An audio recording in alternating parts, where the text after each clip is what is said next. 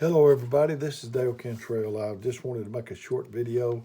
I sure hope it's short today and not as long as some of the others.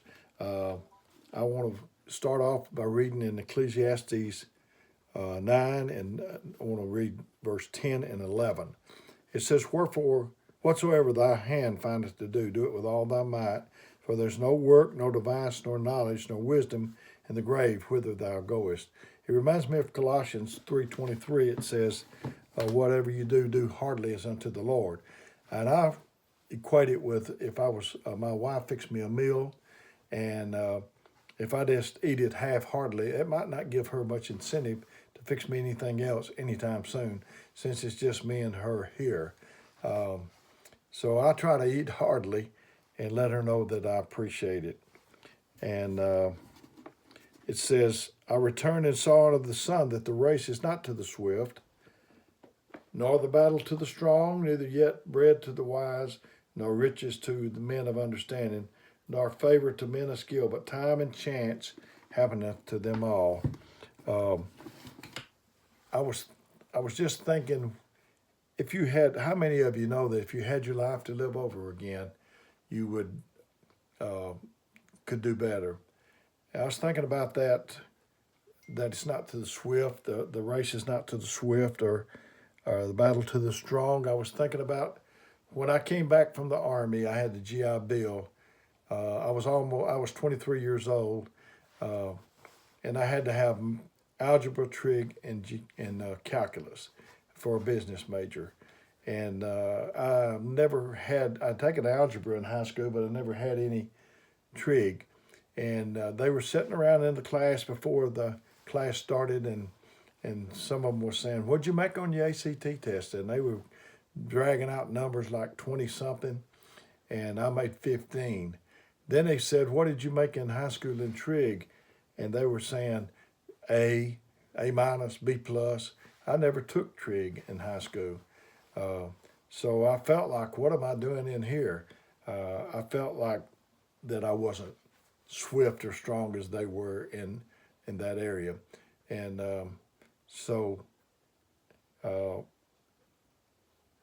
I went on and I didn't withdraw. I took the class, and I made the only A in the whole class. She rounded them up, curved them up to give somebody else uh, an A minus or whatever. But that taught me a lesson. You know, you could be. I've heard of people running marathons, and they said before the race started, people was doing all kind of things, and they was running backwards and just looked like it was going to breeze through. And they would think that, what am I doing in this marathon race? And to get down the road just a little piece, and there they would be on the side of the road, already dropped out. Um, I asking you today to there's we're not going to get this we're not going to get a chance to live our life over. We need to get it right the first time. I'm not afraid of death. I'm not afraid. I prepared for that a long time ago, almost 43 years ago. I prepared for death, but I am afraid of dying before I've really lived. I'm afraid of that, and that's what I don't want to do that. I was thinking about the cemetery. The cemetery is the richest place I know of. It's richer than Fort Knox. It's richer than any bank or vault.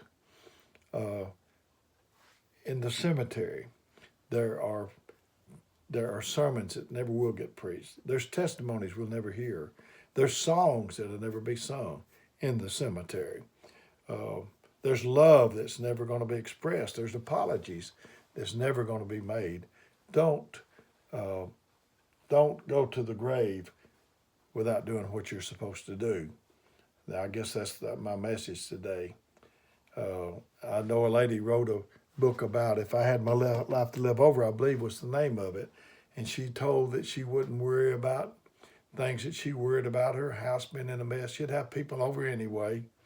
And I know I heard George Bernard Shaw said, uh, they asked him what would he like to be if he had a chance to live over again and something like that. And he said, the man I never was. So um, I'm not afraid of dying. I'm afraid of dying before I live. don't die with your song inside of you. Sing your song before you get there. Don't die with your song in you. Wouldn't it be sad that if we lay on our deathbed and we could see the ghost of the talents that had tried to work with us down through the years, and they had tears in their eyes, we have tears in our eyes, and they're saying, we came to you, and we tried to work with you, but you wouldn't work with us. And now we got to die along with you when you die. Do what you know to do. We're not competing with anybody anyway.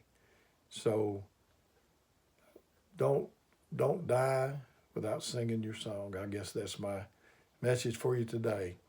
During the corona or when there's not a coronavirus, we need to do everything we know to do. We don't need to wait till tomorrow. I really appreciate it. I just hope that this encouraged somebody in some way. I love all of you, and I ask you that if you need me in every video to call me. I'm making these pretty often. There's people making them maybe once a week or whatever. It don't make any difference. I feel pressed to make these.